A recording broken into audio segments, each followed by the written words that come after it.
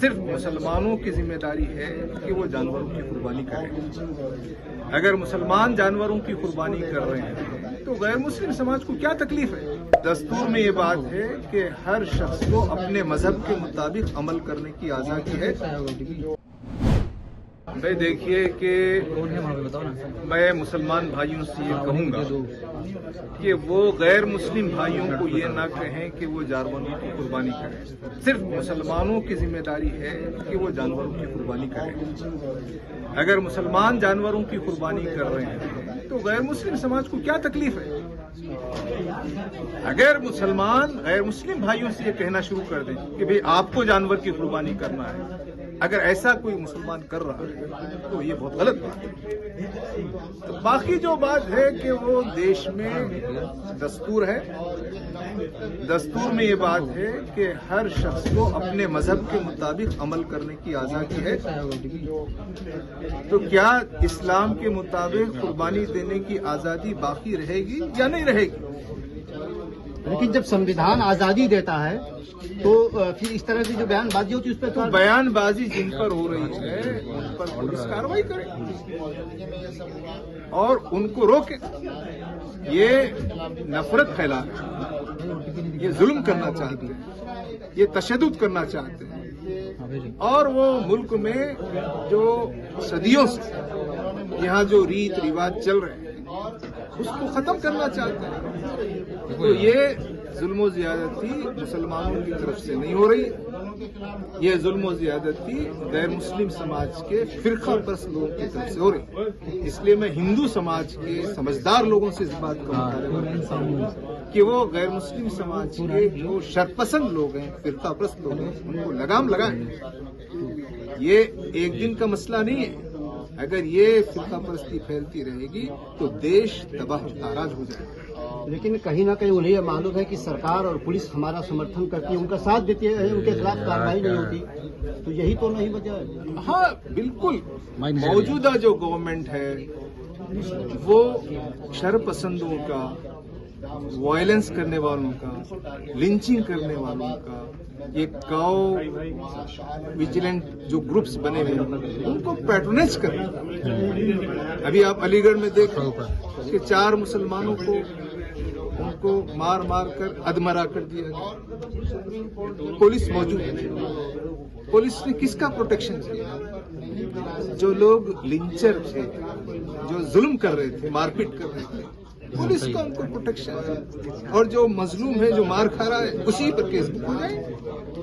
तो इसलिए ये जो लाइन है जिस पर समाज चल पड़ा है और जिसमें ब्यूरोक्रेसी भी, एडमिनिस्ट्रेशन भी उसमें उसी रुख पर जा रही है, हम समझते हैं कि ये देश के लिए, समाज के लिए, देश के दस्तूर के लिए, देश की जमहूरियत के लिए, देश के मुसलमानों के लिए और देश के हिंदुओं के लिए, ये सब के लिए बहुत खतरनाक रास्ता है।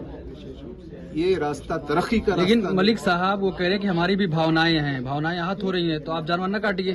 नहीं, हम ये कह रहे हैं कि हम मुसलमान अगर ये कह रहे हैं कि गैर मुस्लिम लोग कुर्बानी दें तो तब तो उनकी भावनाओं को ठेस पहुंचेगी।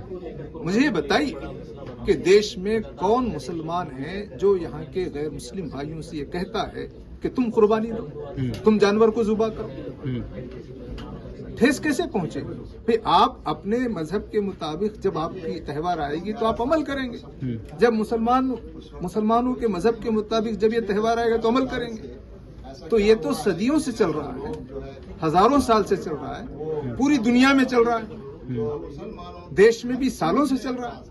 तो आज ही क्यों जज्बात को ठेस पहुंच रहे हैं? असल में जज्बात को ठेस नहीं पहुंच रहे हैं, आप अपनी नफरत को फैलाना चाहते हैं, आप जुल्म करना चाहते हैं, आप मुसलमानों को उनके मजहब पर अमल करने से रोकना चाहते हैं। ये है।